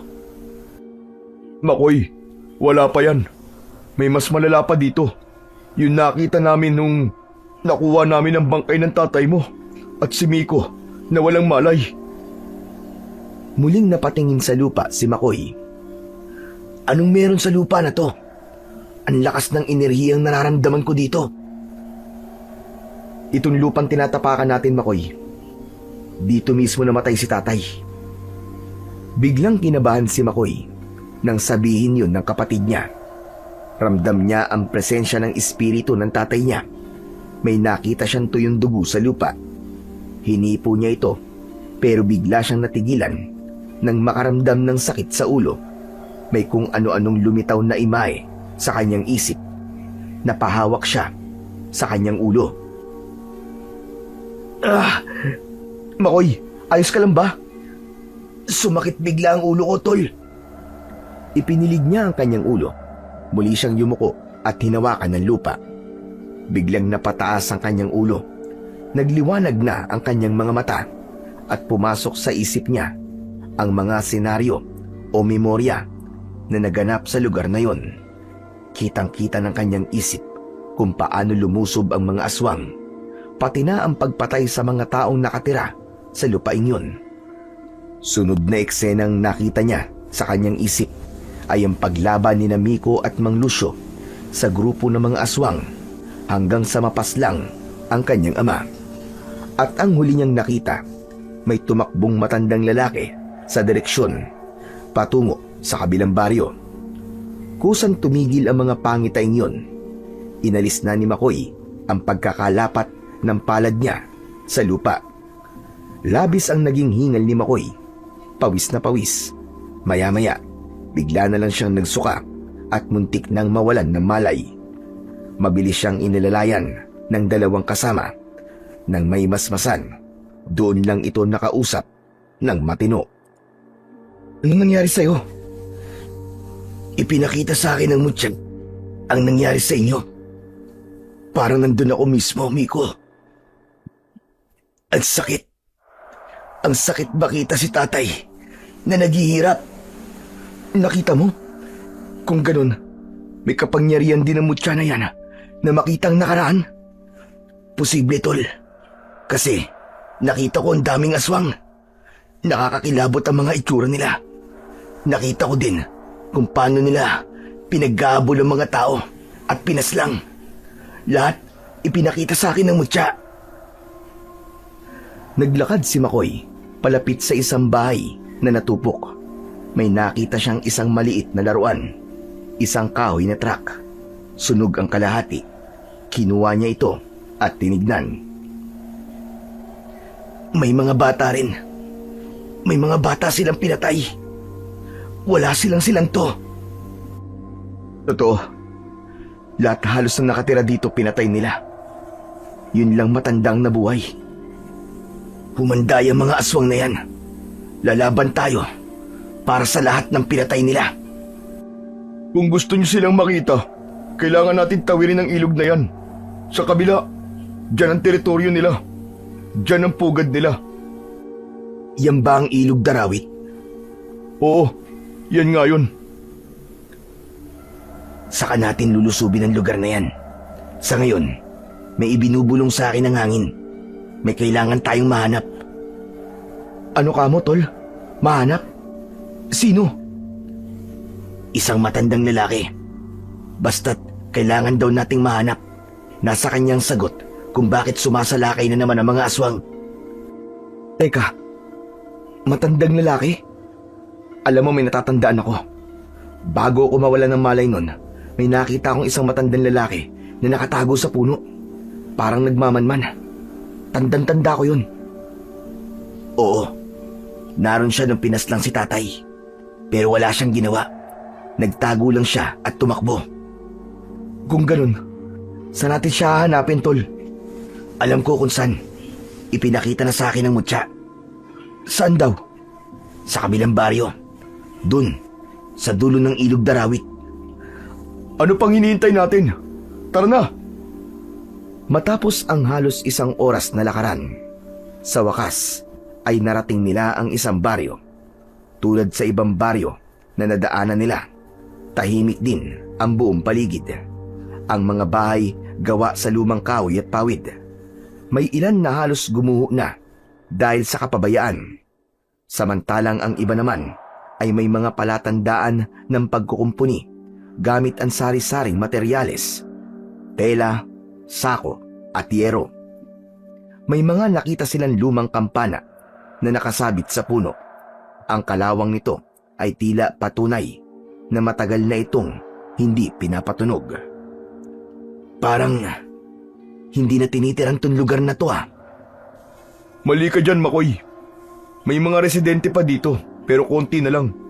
Yung iba kasi, pinili na lang na lumayo dahil sa takot. Muling inilibot ni Makoy ang kanyang paningin na tila may hinahanap.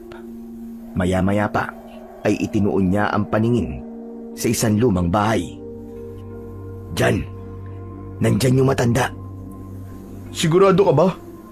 Nakakatakot naman ang bahay na yan.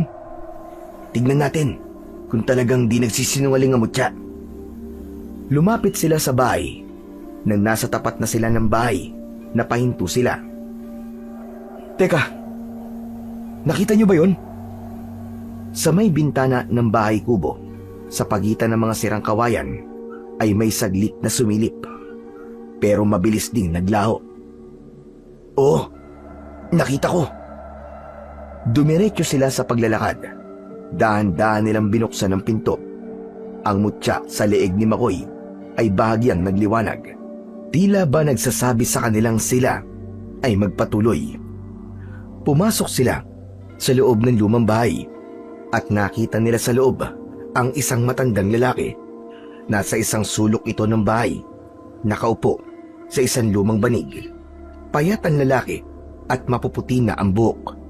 Tahimik lang siyang nakatingin sa kanila. Wala siyang sinasabi, pero parang alam na niyang darating sila. Lumapit si Makoy at kahit may bahid ng kaba, lumuhod siya sa harap ng matanda. Itinuro ka sa akin ng mutya. Anong kinalaman mo sa mga nangyayari dito? Dahan-dahang ibinaling ng matandang lalaki ang kanyang ulo kay Makoy at napasinghap ito. Bakit niyo tinatanong sa akin yan? Sino ba kayo? Sagutin mo na lang ang tanong ko. Hindi kami magtatagal dito. Wala. Wala naman akong ginagawang mali. Wala akong kasalanan. Hindi kami nagpunta dito para manggulo, Tatang. Nandito kami para makipag-usap ng maayos. Ano ang kinalaman mo sa mga kaguluhang nangyayari?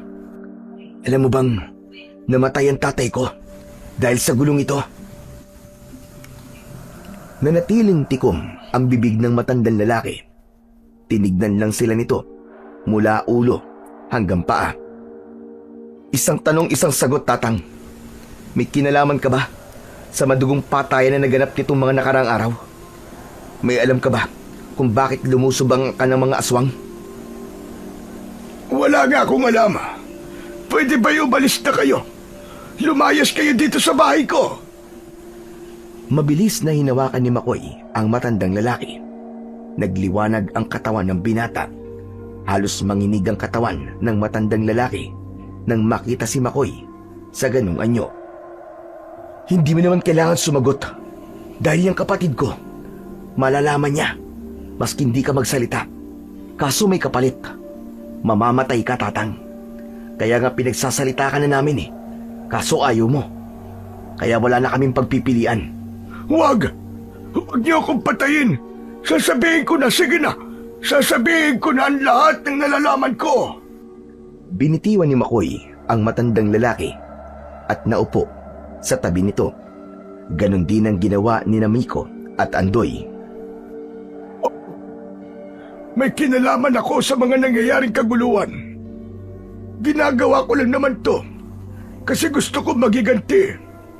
Gusto kong makuha ang hustisya sa mga anak ko at sa asawa ko na pinatay ng mga aswang. Akalain mo, sa ilang piraso lang ng prutas, buhay ang naging kapalit. Ano ka mo? Ikaw? Ikaw yung kinikwento ni tatay na lalaking dayo nun?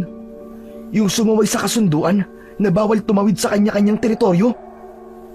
Ako nga yun. Pagkatapos ng insidenteng yon, nanahimik ako. Sumunod ako sa kasunduan. Pero sa paglipas ng panahon, napagtanto ko na hindi pala ganun kadali ang makalimot. Isang gabi, may nakita akong pag-alagalang aswang dito. Pinatay ko siya. Yun na ulit ang simula. Nabuhay ulit ang kagustuhan kong makapaghiganti. Minsan tumatawid ako sa ilog para pumatay ng aswang ng tahimik. Ano ka mo? Naghihiganti ka ng tahimik? Naririnig mo ba ang sarili mo, Tatang? Ilang inosente lang namatay dahil dyan sa ginagawa mo. Bakit ang hirap sa'yo sumunod na lang? Pasaway ka nun. Pasaway ka pa rin hanggang ngayon. Pasaway? At sa tingin niyo ba, sumusunod ang mga aswang na yon sa kasunduan? Hindi! Dahil sa tuwing sumasapit ang bilog na buwan, lahat sila tumatawid ng ilog, papunta sa mga baryo, at tahimik na naghahasik ng lagim. Alam ko yon, dahil nakita ko sila. Traidor sila. Hindi sila dapat na pagkatiwalaan. Nagkatinginan ang kambal. Naunawaan na nila ang punto ng matanda. Nawala ang galit nila dito at mas nanaig ang kanilang paniniwala na mas dapat ngang managot ang mga aswang. Naiintindihan ka na namin ngayon, Tatang. Huwag ho kayo mag-alala. Hindi namin nahayaan na magpatuloy pa ang lagim na to. Tama ang kapatid ko. Lilinisin namin ang lugar na to at pananagutin sila sa kanilang mga naging kasalanan. Kayong dalawa. Kaming tatlo, Tatang. Kayong tatlo. At sa palagay nyo, kaya nyo silang harapin? Madami sila. Mababangis. Hindi ba kayo natatakot? Nasamin po ang kinatatakutan nilang mutya ng sinakuan. Wala kaming dapat na ipag-alala. Kung talagang desidido kayo, sasama ako. Hindi ko na rin kayang mag-isa. Kung totoo nga nasa inyo ang mutya na sinukuan, baka may pag-asa nga tayong matigil na ang kasamaan nila at mapuksa silang lahat. Abay, ayos yan ah. Mas malakas na ang puwersa natin kapag sama-sama tayo. Ayos. May kasama na tayo. Astig. Sandaling namayani ang katahimikan sa loob ng bahay. Ang bawat isa sa loob ay gumaan ng konti ang pakiramdam. Tahimik lang si Makoy. Alam niyang tama ang desisyon nila. Si Miko naman ay nakampante na rin. At si Andoy hindi maitago ang tuwa. Masaya siya na may nadagdag na kakampi. Si Makoy ang bumasag sa katahimikan. Kailan tayo susugod? Pinakamabuti ang unang gabi ng pagbilog ng buwan. Unang gabi ng pagbilog ng buwan? Sigurado ba kayo, Tatang? Hindi ba't yun ang araw na gutom sila at tayok sa laman? Hindi ba mas maigi kung sa araw sila salakayin? Mas madali silang masilo kapag gutom sila. Saka hindi sila makakapag-isip ng maayos kapag gutom at nauuhaw sila. Ganun pala yun. Ganun yon. At napatunayan ko na yan sa ilang gabi na hinahunting ko sila. Para lang tayong mangangaso ng hayop. Magtiwala kayo sa akin. Sige po, Tatang. Magkita tayo ulit sa unang gabi ng bilog na buwan. Doon, sa baryo kung saan napaslang ang tatay namin. Doon sa mismong puno kung saan ka nagtatago nung gabing yon. Sige, pupunta ko ron. Asahan niyo ko. Tumango si Miko at pagkatapos ay nagpaalam na sila sa matandang lalaki. Umalis na silang tatlo at tahimik na naglakad pauwi. Pagdating nila sa kanilang bahay, agad na nagsimula ang kambal sa kanilang paghahanda. Hindi na sila nagsayang ng oras. Makoy, alam kong makapangyarihan ang mutya na hawak mo. Pero may sinabi sa akin si Lolo nun. Mas mapapalakas mo pa raw ang kapangyarihan mo kapag pinagsanib mo ang lakas ng orasyon at ang mutya. Kaya makinig ka. Dapat makabisado mo na ang orasyon para magamit mo ng tama. Kinuha ni Miko mula sa baul ng ama ang isang lumang aklat. Hulay kayo manggi ang pabalat nito. Binuksan niya ito at pinakita kay Makoy ang ilang pahina. Teka, paano ko mababasa to?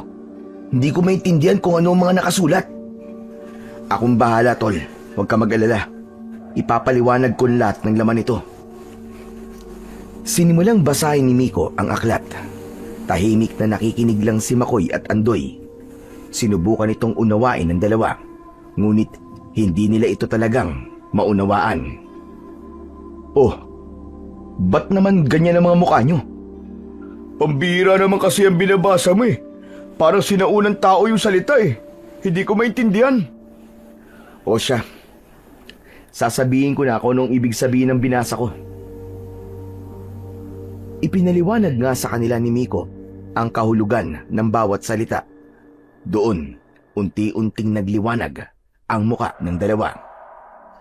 Pagkatapos sa orasyon, ay ininsayo naman nila ang paghawak ng kanilang mga sandata. Ibinigay na ni Miko kay Makoy ang pinakapaboritong punyal ng kanyang ama, samantalang kay Andoy ay latigo.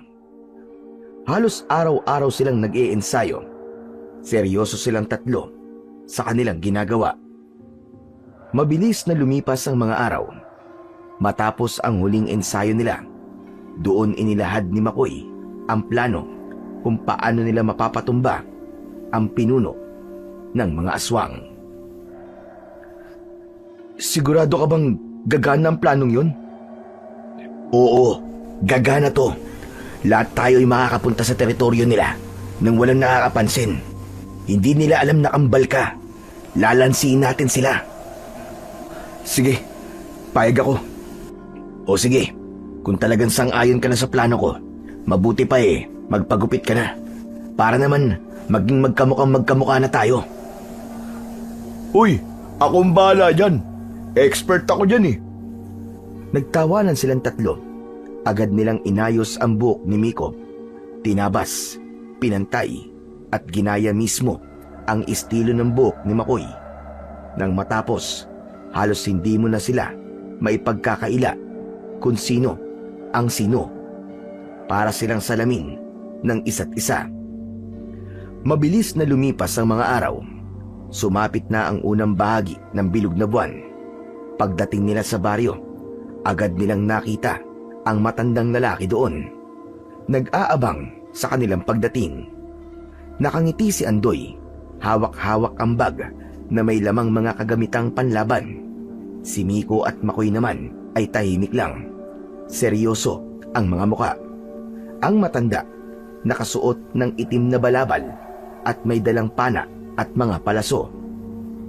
Ayan, kumpleto na tayo. Makoy, oras na. Sabihin mo na ang plano. Humakbang si Makoy sa gitna at nagsalita. Ganito ang gagawin natin.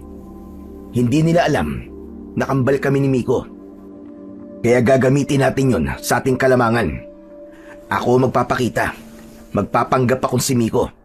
Hindi sila mag-aalangan o makakaramdam ng panganib dahil alam nilang wala silang dapat katakutan sa kapatid ko. Aray ko naman, ang sakit nun ah. Pero ayos lang, tol. Tanggap ko naman yun eh. Pero hindi lang ako ganun ah. Patutunayan ko sa kanila ngayong gabi na hindi ako mahina. Tama yan, tol. Pero dapat maghintay kayo ng hudyat ko. Ako muna ang unang lalaban sa kanila. Kapag sumenyas ako, saka kayo papasok. Papatayin natin silang lahat. Wala tayong ititira. Kung yan ang plano nyo, sige, sang-ayon ako. Ay, sa wakas, heto na. Nakakakaba, pero nakaka-excite to. Sige, mauna na ako. Tumingin si Miko sa kakambal niya, saka tumango. Mag-iingat ka, tol. Huwag kang papakampante ah. Mababangis ang mga nilalang na yan. Alam ko yun, tol. Pero huwag ka mag-alala. Hindi rin naman ako basta-basta eh. Pagkatapos nun, naunang lumusong sa ilog si Makoy. Lumangoy siya, patungo sa kabilang pampang. Sa likuran, naiwan sina Miko, Andoy, at ang matandang lalaki sa may damuhan. Nakaluhod at nakahanda. Hawak-hawak ang kanilang mga sandata at nakatutok ang paningin sa kinaroroonan ng kasama. Samantala, sa pagtapak pa lang ni Makoy sa kabilang pampang, agad na niyang naramdaman ang kakaibang lamig. Maliwanag na maliwanag ang paligid dahil sa ilaw ng bilog na buwan. Nagsimula siyang maglakad sa tabing ilog. Biglang may malakas na ihip ng hangin ang dumaan sa itaas niya. Hindi niya ito tinignan. Patay mali lang siya, pero alam niyang may nakasunod sa kanya. Nagsisimula na ang mga nilalang na palibutan sila.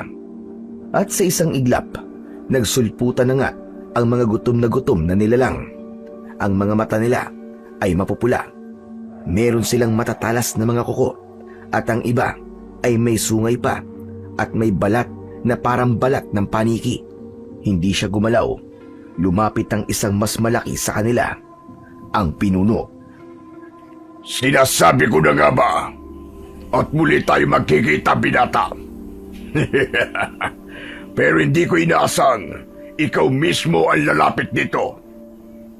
Maganda pala dito sa lugar mo. Kaya lang, mabaho, saka masyadong masukal. Anong sabi mo? Binabastos mo ba ang lugar namin? Nagsasabi lang naman ako ng totoo eh. Tumawa ang pinuno. Malalim, malagim. Kasunod nun ay nagtawanan na rin ang iba pang mga aswang. Ngunit pinahinto sila ng pinuno nila nang makita niyang di nagbabago ang ekspresyon sa mukha ng binata. Hindi nito nakita ang mukha nito dati na puno ng takot. Napatitig tuloy rito ang pinuno at nagtaka sa ikinikilos ng binatang nasa harap niya. Patayin niyo na siya! Agad na kumilos ang mga aswang. Lumapit sila kay Makoy, ngunit hindi nila inaasahan ang sumunod na nangyari. Biglang may inilabas ito sa kanyang leeg. Maliwanag ito at nakakasilaw. Halos hindi nila matignan si Makoy. Nang humupa ang liwanag ng mutya, napatitig muli sa kanya ang pinuno ng mga aswang. Mukhang nag-ensayo ka ng mabuti at mukhang may bisa na ngayon ang mutya. Kung sana ginamit mo na yan nun, hindi sana buhay pa ang tatay mo. Hindi pa naman huli ang lahat eh, para magamit ko to sa laban sa inyo. Ano sabi mo? Pues, ibibigay ko sa iyo ang hiling mo.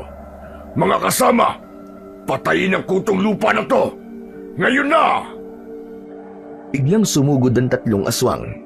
Mabilis at sabay-sabay. Nakausli ang mga habang kuko. Handang sumagpang. Pero hindi natinag si Makoy. Sa isang iglap, hinugot niya ang punyal ng kanyang ama. Mabilis niyang nahiwa ang leeg ng unang aswang. Tumalsik ang kulay itim at malansang dugo. Bumagsak ito sa lupa. Umagapang ang dugo nito sa lupa. Parang asidong sumusunog sa mga damo. Ang pangalawa ay sumugod mula sa kanan. Umuungol. May mga pakpak na parang paniki. Umigkas si Makoy paharap. Umikot ang katawan at tumusok ng paharap. Diretso sa dibdib. Tumili ang halimaw bago ito nangisay at nalugmok sa lupa. Ang pangatlo'y sumunggab mula sa itaas, pero mabilis na umilag si Makoy. Gumulong siya sa lupa, saka umikot at sinaksak sa tagiliran ang aswang. Teka, ano nangyari? Paano mo nagawa yun? Isa ka lamang lampa! Yun ang alam mo, hunghang!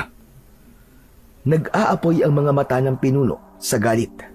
Tinadyakan nito ang bangkay ng isa sa mga aswang na umalulong ng malakas. Sa isang iglap, nagsilabasan mula sa kung saan-saan ang mas marami pang aswang. Iba-iba ang anyo nila, pero lahat ay nakakakilabot. Pinalibutan nilang muli si Makoy, pero hindi nagpakita ng anumang takot ang binata. Sa halip, itinaas niya ang kamay, hawak ang mutya. Mula sa damuhan, nakita ng tatlo ang senyas. Napangiti si Miko. Ayan na, kumilos na tayo! Maingat silang pumunta sa tabi ng ilog at halos sabay-sabay na lumusong sa tubig. Ingat na ingat para hindi makalika ng ingay. Ang atensyon ng lahat ng aswang sa pagkakataong yun ay nakatuon lamang kay Makoy. Pero hindi pa rin sila nagpakampante. Maingat ang kanilang mga galaw. Habang papunta sila sa kabilang pampang, sumugod na ang mga bagong dating na aswang kay Makoy. Patuloy na nakipaglaban ng mag-isa ang binata. Natatamaan siya minsan ng mga matatalas na kuko, pero agad din itong humihilom sa tulong ng makapangyarihang mutya. Isang aswang ang papasugod sa kanya mula sa likod, pero bago ito makalapit kay Makoy, tumama ang isang palaso direkta sa ulo nito. Napalingon si Makoy. Nakita niya ang matandang lalaki na may hawak na pana. Nanlaki ang mga mata ng pinuno ng mga aswang nang makita ang mga bagong dating nakakampi ni Makoy. Pero ang tingin nito mas nakatuon sa matandang lalaki. Mas lalo itong nagalit, mas lalong naulol sa kanyang mga nakita. Nakilala niya kasi ang matandang lalaki. Samantala si Andoy ay tumalon mula sa puno at tinadyakan ng isang aswang sa batok. Nang bumagsak ito ng pasadsad sa lupa, agad niya itong pinagpapalo ng latigong gawa sa buntot ng pagi. Nagsimula na ang tunay na gera. Sa bayang nagpakita ng kani-kanilang galing ang apat. Walang atrasan. Laban kun laban. Sa gitna ng kaguluhan, natigilan ang pinuno. Hindi niya inasahan ang nangyayari. Ang inakala niyang madaling patayin na lalaki ay ang siyang umuubos sa kanilang lahi. Hindi! Hindi pwede to! Hindi pwede! Umatras siya, pero agad itong napansin ni Makoy. Itinaas niya ang mutya ng sinukuan at saka inusal ang orasyon.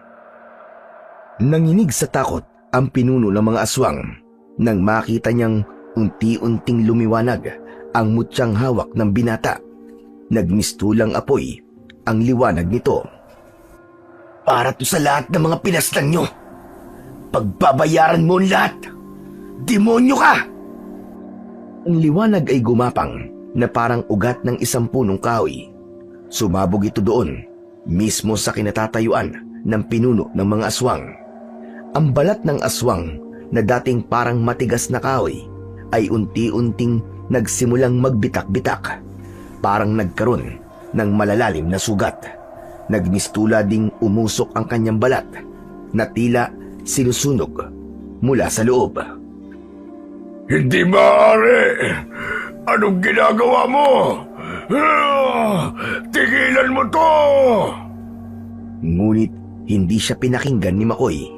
Tumingin siya sa langit at sa muling pag-usal ng orasyon ay parang may bumabang liwanag mula sa itaas ng kalangitan. Sinalubong ito ng liwanag ng mutya. Ang katawan ng pinuno ay nagsimulang mabalot ng sinag. Pumuti ang kanyang mga mata. Napasigaw siya. Sigaw na punong-puno ng galit, takot at sakit. Tama na! Tama na! Suko na ako! Suko ka na! Wala na! Huli na para magsisik ang hayop ka! Ito na ang panahon para pagbayaran mo lahat ng kademonyohan mo! Dahan-dahang itinaas ng matanda ang kanyang kamay habang hawak ang pana. Kasunod nito, inilabas niya ang isang palaso at nilagay sa pana. Ngunit bago niya ito pakawalan, tumingin muna siya sa kambal. Sige po, sa inyo na po namin ibibigay ang karapatang to. Kayo na po ang tumapos sa kanya. Hindi! Hindi ito maaari! Huwag! Itinutok ng matanda ang pana at sa isang iglap, pinakawalan niya ang palaso. Diretsyong tumama ito sa dibdib ng aswang, tagos sa puso hanggang sa likod. Isang nakakabinging hiyaw ang lumabas sa halimaw. Tapos na! Tapos na! Ang paghahari-harian mo! Nang bumagsak ang pinuno ng mga aswang, agad na nagkalat ang natitirang mga halimaw sa takot. Ngunit hindi sila pinatawad ni Makoy, Miko, Andoy at ng matandang lalaki. Isa-isa nilang tinapos sa mga ito. Wala silang pinatawad ni isa. Walang sinanto. Lahat ay nilipol. Nang matapos ang laban, saktong sumikat ang araw. Muling bumalik ang tatlo sa baryo matapos magpaalam sa matandang lalaki. Naging mainit ang pagsalubong sa kanila ng mga tao.